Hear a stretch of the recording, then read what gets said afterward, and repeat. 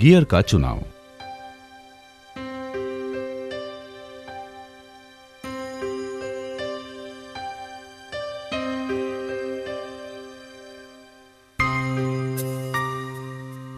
Automatic transmission में जब gear shift liver को इच्छित स्थिति में पहुंचा दिया जाता है, तब मशीन की ग्राउंड रफ्तार के अनुसार गियर अपने आप शिफ्ट करता है।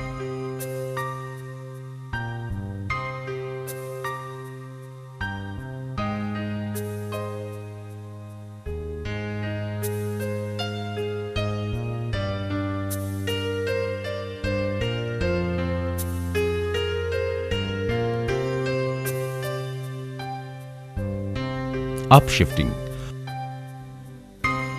मशीन के प्रारंभिक यात्रा के दौरान लॉकअप क्लच सीधी ड्राइव बनाने के लिए एंगेज हो जाता है और ज्यादा एक्सेलरेशन होने पर ट्रांसमिशन शिफ्टिंग अपर गियर रेंज की तरफ बढ़ने लगती है।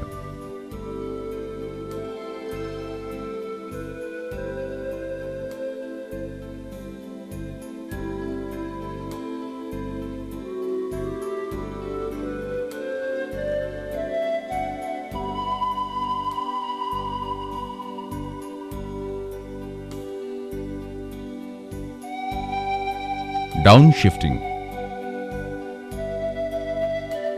जैसे ही एक्सीलरेटर पैडल से पैर को हटाया जाता है, मशीन की गति धीमी होने लगती है और ट्रांसमिशन अपने आप नीचे स्पीड सिलेक्शन रेंज की ओर शिफ्ट करता जाता है। गियर सिलेक्शन रेंज द्वारा डंपर की तेज गति को अचानक धीमा करने पर ट्रांसमिशन को नुकसान पहुंच सकता है, लेकिन इसकी गति को एक के बाद एक लोअर गियर रेंज सिलेक्शन के द्वारा धीमा करना संभव है। गलती से ऑपरेटर द्वारा हाई गियर रेंज से अचानक लोअर गियर रेंज सिलेक्शन हो जाने पर भी इसका कुछ असर ट्रांसमिशन पर न पड़े, इसके लिए down shift inhibition feature transmission में दिया गया है।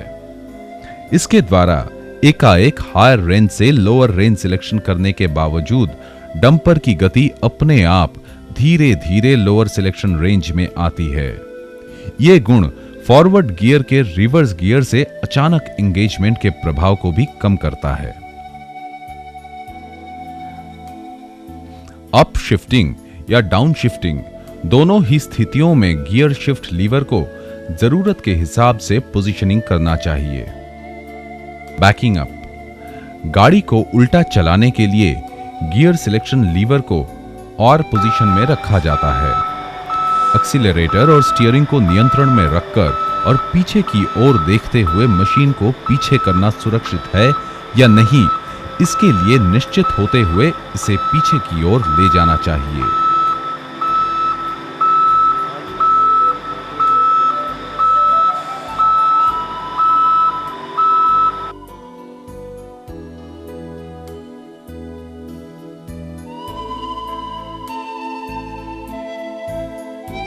Downhill travelling.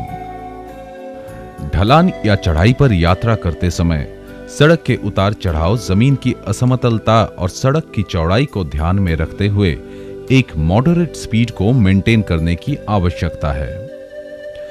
चढ़ाई से उतरते वक्त एक तो ज्यादा गति नहीं बढ़ानी है और दूसरा गति नियंत्रण के लिए 30 सेकंड से ज्यादा रिटार्डर अथवा लगातार ब्रेक का इस्तेमाल नहीं करना चाहिए। 30 सेकंड तक रिटार्डर का इस्तेमाल होने से तेल गर्म हो सकता है, अतः इस समय में ट्रांसमिशन तेल के तापमान का बराबर जायजा लेते रहें। अचानक से रिटार्डर कंट्रोल लीवर को नहीं लगाना चाहिए, वरना यह वाहन में जर्क देगा और ट्रांसमिशन फेलियर हो सकता है। Overrun prevention mechanism. चढ़ाई से उतरते वक्त अगर किसी गियर में गाड़ी है और एक निश्चित गति से ऊपर बढ़ रही है, तो अपने आप ही एक ओवररन प्रिवेंशन मैकेनिज्म काम करना शुरू करेगा, जो रिटार्डर को कार्यान्वित कर वाहन की गति को नियंत्रण में रखेगा।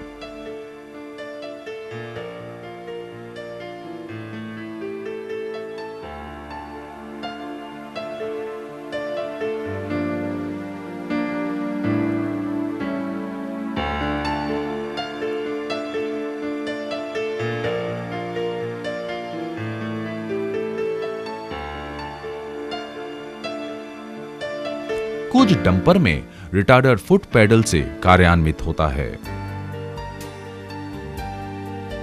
कुछ में अब हाथ से चालित रिटार्डर ब्रेक लग गए हैं।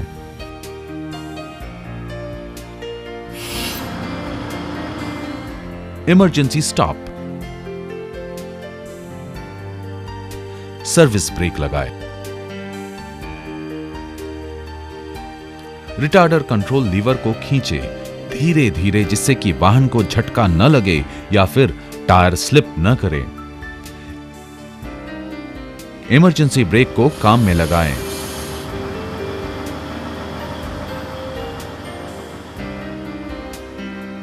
पार्किंग ब्रेक लगाएं। चढ़ाई से उतरते वक्त कोशिश करें कि ब्रेक पैडल का इस्तेमाल कम से कम हो, वरना ब्रेक के एयर होसेस के फटने का डर रहता है।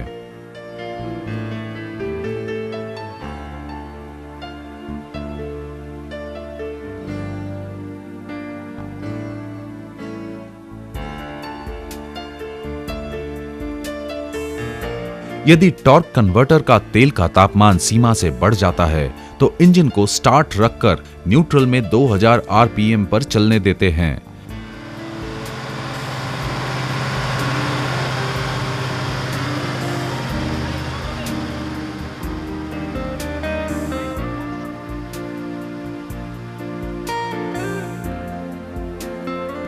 और मशीन को कोई गति प्रदान तब तक नहीं करते जब तक कि तेल का तापमान सामान्य सीमा में न आ गया हो।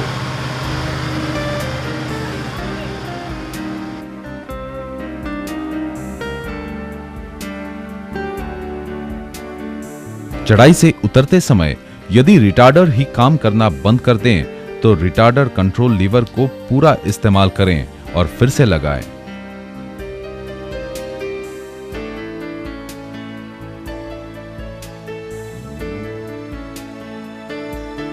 अगर तब भी ये काम न करे तो फिर वाहन रोक दें और ब्रेक को पूरी तरह चेक करवाएं।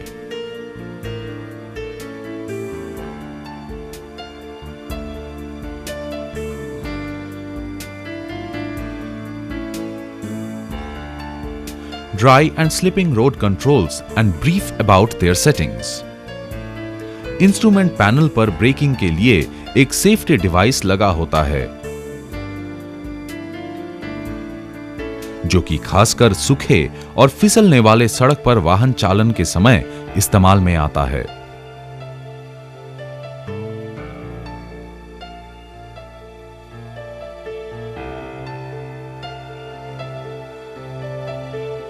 उसका नाम है dry and slipping road control valve.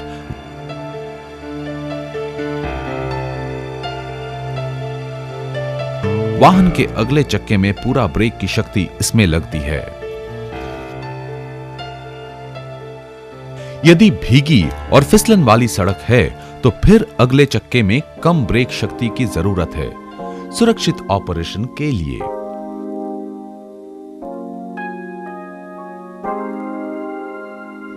ऐसे में लीवर को स्लिपिंग रोड पोजीशन में कर देने से अगले चक्के में ब्रेक प्रेशर आधा हो जाता है।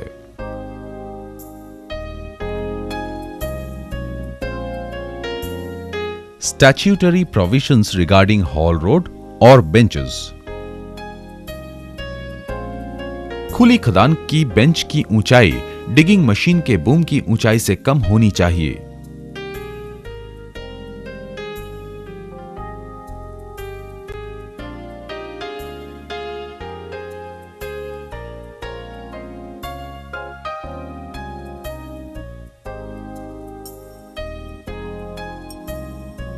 यदि लूज रॉक है तो इसे 3 मीटर तक अधिक रख सकते हैं, डायरेक्टर माइन सेफ्टी के आदेश के बाद।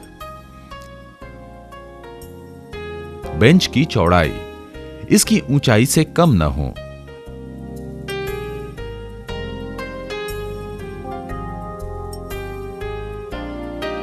डंपर जो बेंच पर चल रही है उसकी चौड़ाई की 3 गुनी हो।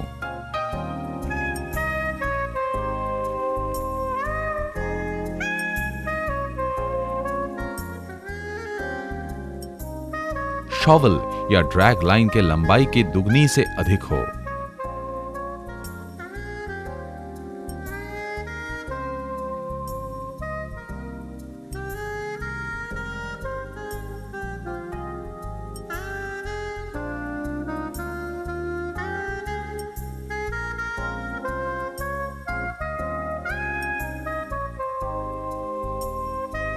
किसी सड़क की चौड़ाई उस पर चलने वाली वाहन की चौड़ाई के 3 गुना से अधिक तक हो।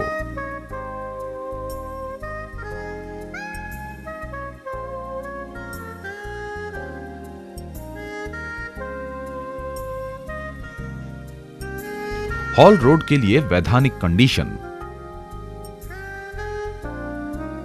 हॉल रोड के सारे कॉर्नर और मोड़ ऐसे हों कि ऑपरेटर को कम से कम 30 मीटर की दूरी हमेशा दिखें।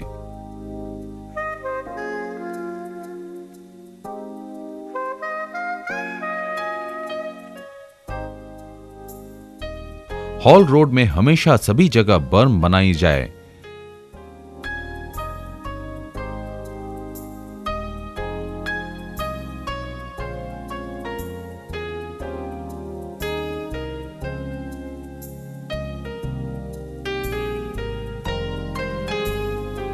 हॉल रोड पर ट्रैफिक साइंस, चमकने वाले बत्तियां इत्यादि सारे सही जगह पर लगे रहें। रोड क्रॉसिंग पर अनेक प्रकाश की व्यवस्था होनी चाहिए।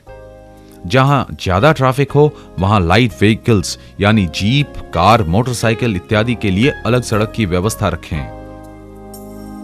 हॉल रोड यथासंभव वन वे ही बनाएं। रोड पर ऊंचा नीचा या लूज मटेरियल नहीं रखना चाहिए।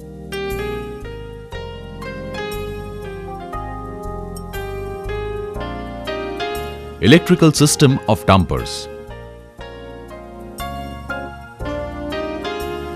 इलेक्ट्रिकल सिस्टम में एक alternator, starting motor,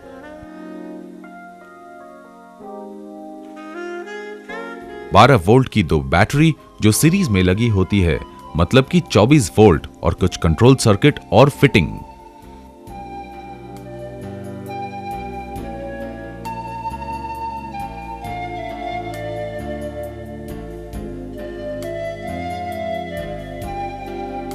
alternator. Dumper जब कार्यशील रहता है उस समय यह बैटरी चार्ज करने का काम करता रहता है। इसका आउटपुट 30 एम्पियर का और ओवर वोल्टेज प्रोटेक्शन भी लगा रहता है।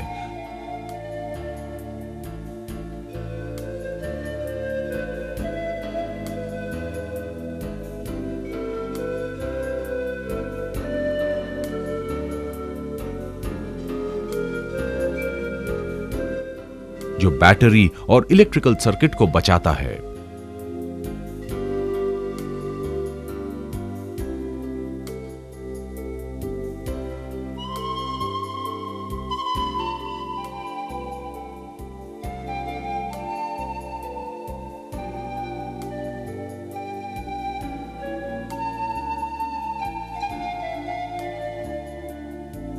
Self starter. यह इंजन को स्टार्ट करने के लिए होता है। इंजन के फ्लाई व्हील को यह पूरी शक्ति से घुमाता है।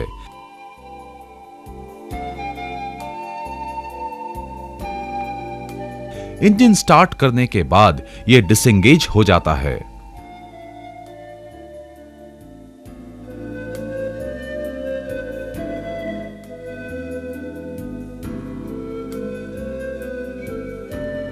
बैटरीज। बैटरी की हालत अच्छी होगी तो यह इंजन स्टार्ट सहूलियत से करेगी।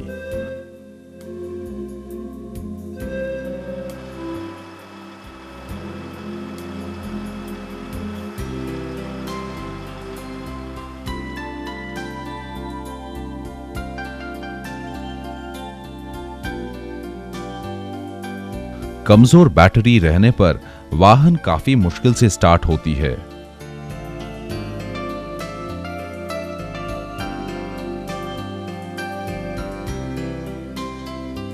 और सेल प्लेट को भी जल्दी खराब कर देती है।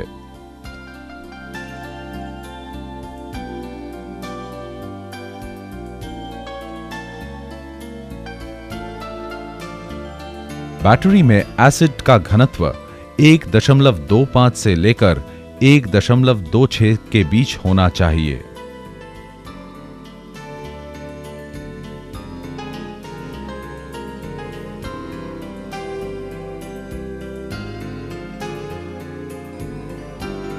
डंपर को कभी भी दूसरा बैटरी का सहारा लेके स्टार्ट करने की प्रवृत्ति को बढ़ावा न दें।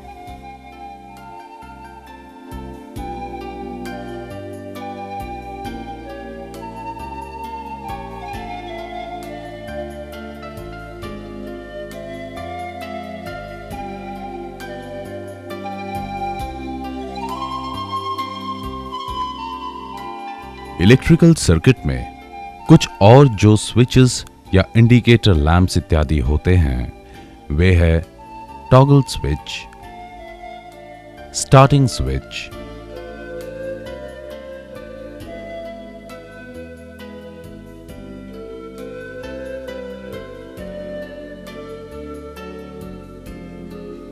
Emergency motor switch, emergency shutdown, high beam indicator,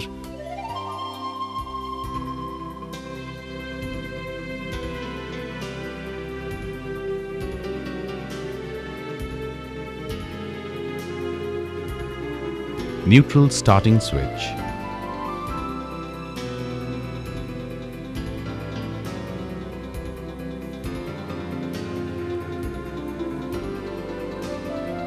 metre board, instrument panel light, terminal block,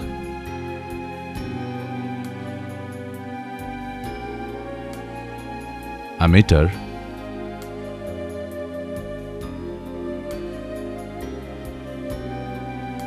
flasher unit, buzzer, warning lamps इत्यादि। विभिन्न प्रकार के इंजन, उनके ऑपरेशन और ट्रबल शूटिंग। डंपर में इंजन के प्रकार: Cummins NTA 855C, KT 1150, VT 1710C, KTA 2300C, T यानी कि टर्बोचार्ज्ड, TA यानी कि टर्बोचार्ज्ड आफ्टर कूल्ड, 855 यानी कि डिस्प्लेसमेंट वॉल्यूम इन क्यूबिक इंच, C यानी कि कंस्ट्रक्शन इक्विपमेंट एप्लीकेशन। ऑपरेशन: जब इंजन को स्टार्ट कर रहे हों तो थ्रॉटल लीवर को न छुएं।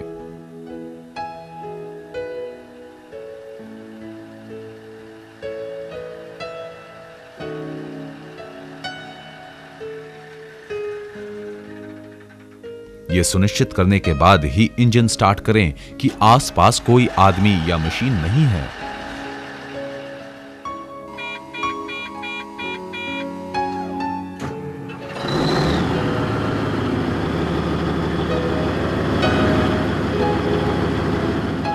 इंजन स्टार्ट होने के बाद ऑयल प्रेशर को चढ़ने दें।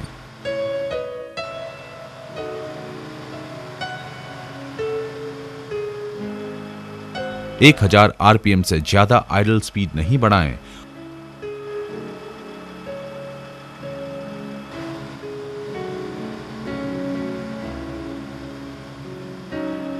और इस तरह टर्बोचार्जर को बचाएं। उस समय थ्रॉटल को भी न खोलें। स्टार्ट की चाबी को 10 सेकंड से ज्यादा घुमाकर न रखें, नहीं तो सेल्फ स्टार्ट को नुकसान पहुंचेगा।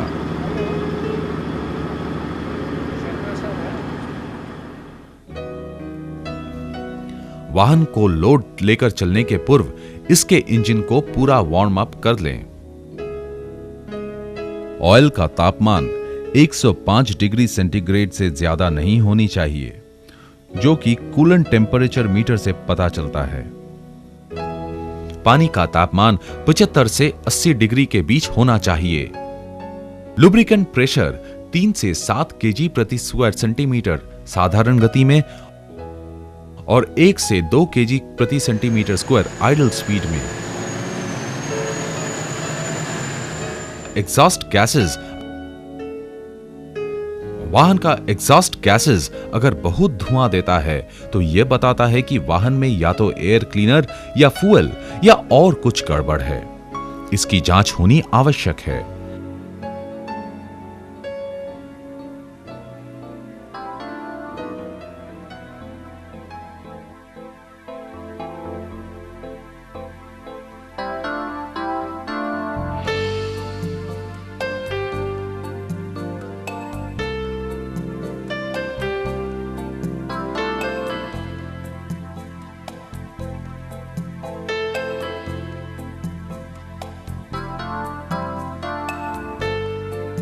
अगर ऊंचे स्थान पर डंपर चलाना हो तो डंपर को कम पावर रिक्वायरमेंट पर चलाया जाता है। हर 100 फीट समुद्र तल से ऊंचाई पर 3% कम शक्ति पर चलाने का है।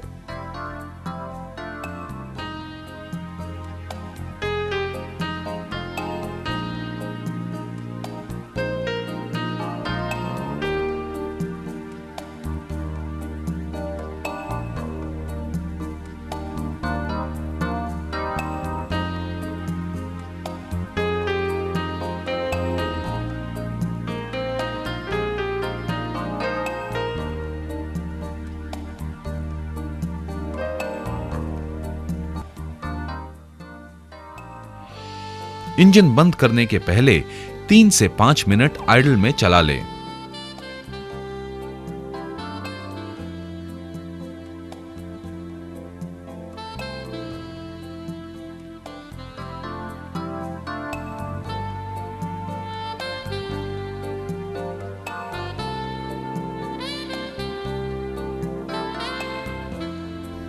इंजन बंद करने के लिए चाबी घुमाकर बंद करें। चाबी को ऑन पोजीशन में न छोड़ें जब इंजन नहीं स्टार्ट हो।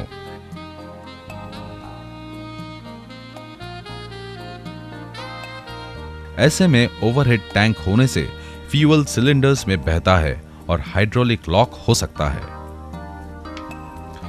यदि वाहन का कोई पार्ट फेल करता है तो इंजन तुरंत बंद कर दें। चढ़ाई से उतरते वक्त कभी भी इंजन बंद न करें।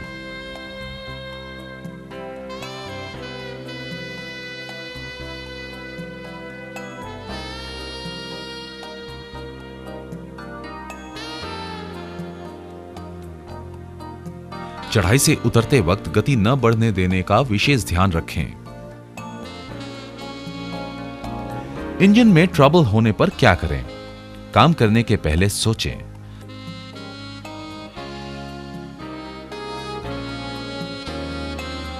आसान चीजें पहले करें। इंजन स्टार्ट करने के पहले 2 बार जांच कर ले।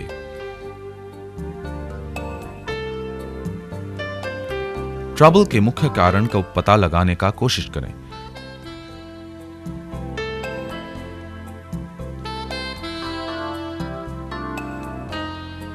कुछ उदाहरण: hard starting, restricted air intake,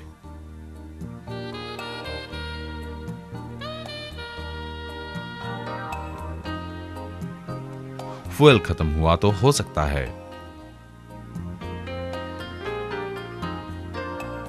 fuel line में रुकावट हो सकती है।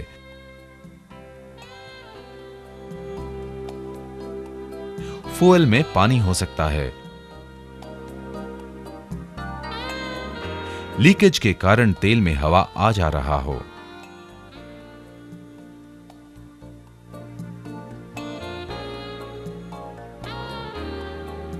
Excessive smoke at idling.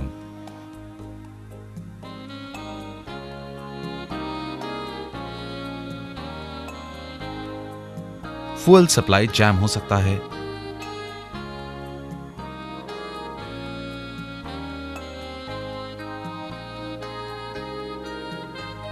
Injector में दिक्कत हो सकता है।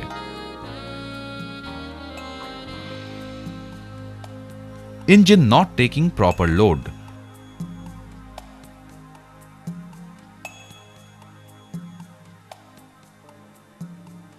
हवा के इंटेक में कुछ जैम हो सकता है।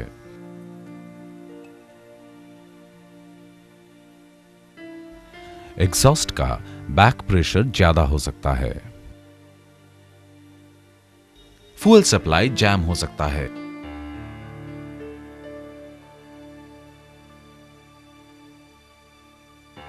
इंजेक्टर होल्स जैम हो सकता है।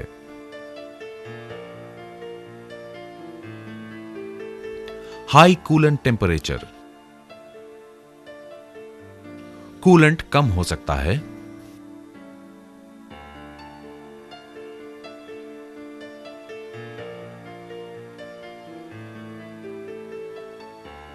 रेडिएटर जैम हो सकता है।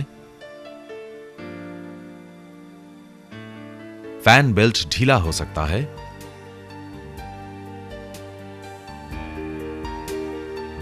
पंप खराब हो सकता है। Low lube oil pressure.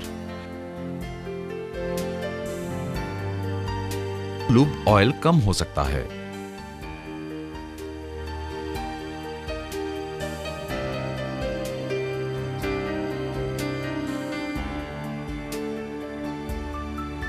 Engine ज्यादा गर्म हो सकता है।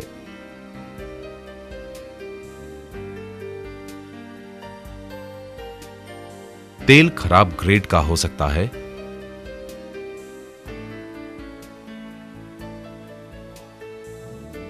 लूब ऑयल कूलर जाम हो सकता है। लूब ऑयल का पंप खराब हो सकता है।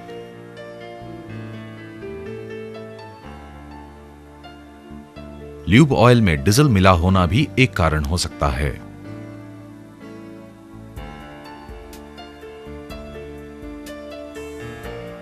Precautions for fire, firefighting, analysis of occurrence and preventions.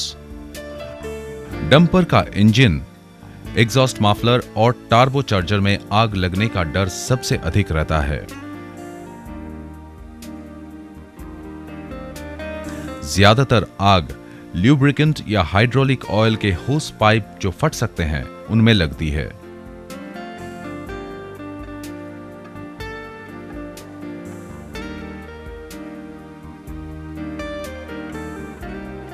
अतः यह ध्यान रहे कि इनको संभवतः एग्जॉस्ट पाइप या टार्बोचार्जर से दूर रखा जाए।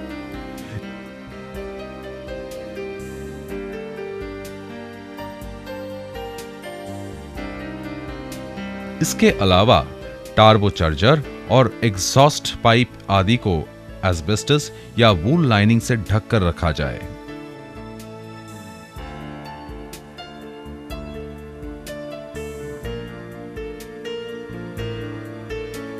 इंजन स्टार्ट के पूर्व जांच में यह देख ले कि टार्बोचार्जर या एग्जॉस्ट पाइप के पास कोई लीकेज न रहे।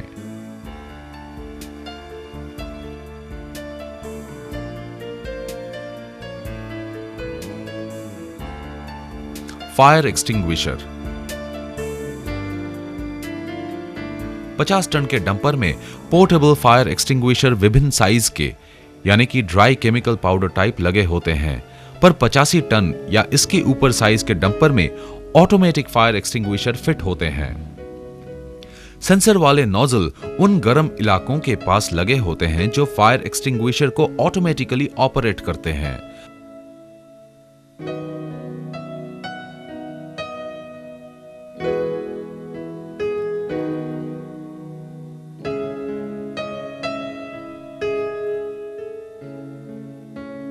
आग लगने की स्थिति में हालांकि इसके साथ पोर्टेबल फायर एक्सटिंग्विशर भी लगे होते हैं।